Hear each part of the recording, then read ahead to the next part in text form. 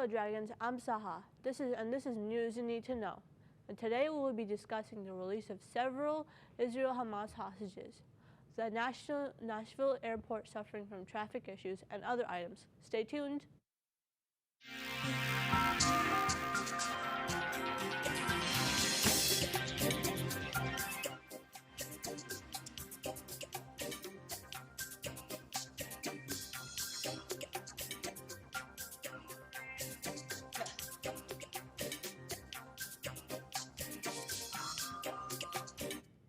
The truce between Hamas and Israel is entering its fourth and potentially final day, Monday.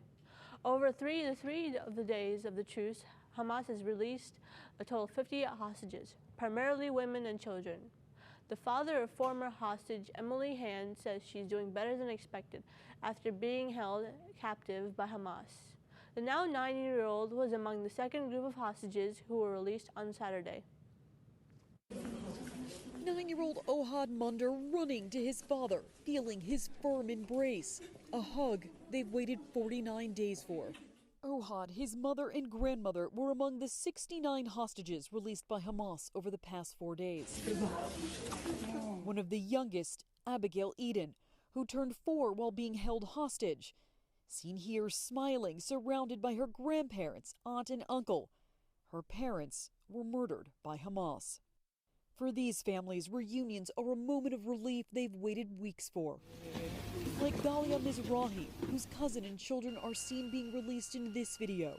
We are very relieved. We feel like a ton of brick has been lifted over our hearts. But for many families, the desperation continues. More than 160 hostages remain captive by Hamas. It's not done. We can't celebrate. An agreement has been reached to extend the Israel-Hamas truce in Gaza by an additional 2 days, but it's unknown when the remaining hostages will be released. Meanwhile, in Washington, negotiations continue over aid for Israel as Congress returns to work this week. We desperately need the supplemental funding that the president asked for.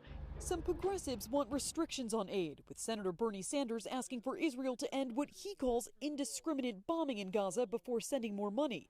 Some conservatives want to see changes to immigration policies here at home before sending more foreign aid to allies like Israel and Ukraine.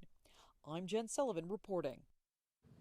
Many people know that holidays are a busy time to travel, but for one local airport near the Mid-South, the traffic has gotten a little out of hand. Hannah McDonald brings us more from Nashville.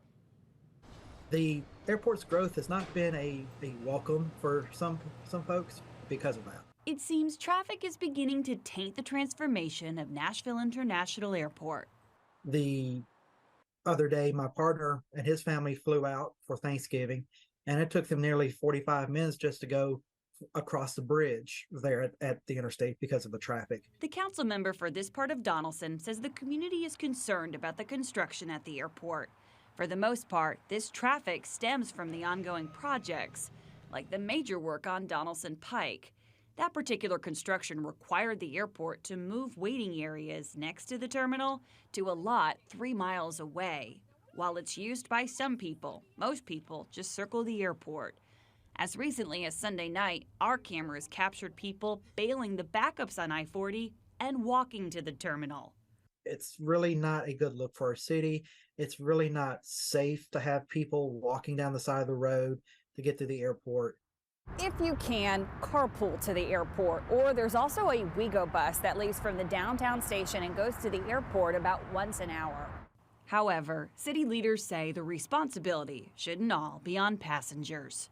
We've got to get TDOT involved, whether it's having them getting onto the airport about this, or maybe TDOT and the Highway Patrol maybe needs to get out there when they know it's going to be this busy and do the special signage or have officers out there to kind of help, with the flow of traffic.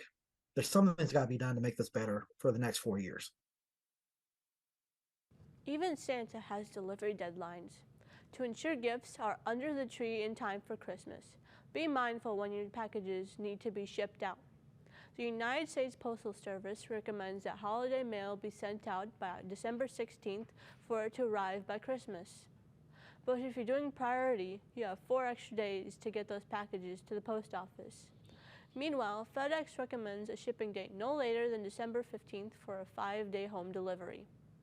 And UPS recommends packages be shipped out on December 19th using 3-day select if they are ready to be delivered by Saturday, December 23rd. Amazon is rolling out its palm scanning technology to the business world.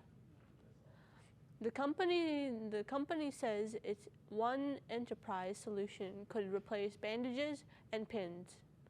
Instead of there would be biometric matching using palm and vein imagery technology.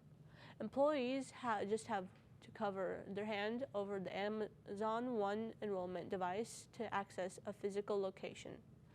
The technology could be used to connect to computers or other systems to authenticate users. Amazon says its One Enterprise has a 99% accuracy rate. The service is currently available in preview in the using hotels and resorts. Joins the list of companies that have already signed up as customers for the new technology. TSA is releasing something that we can look forward to heading into the new year, and it has nothing to do with the long lines this holiday season. The agency is showing off its 2024 Canine Calendar, which highlights the hard-working canines from across the nation. There are more than 1,000 explosive detection dogs featured. The calendar isn't just full of cute pups. You will learn some facts about Fido.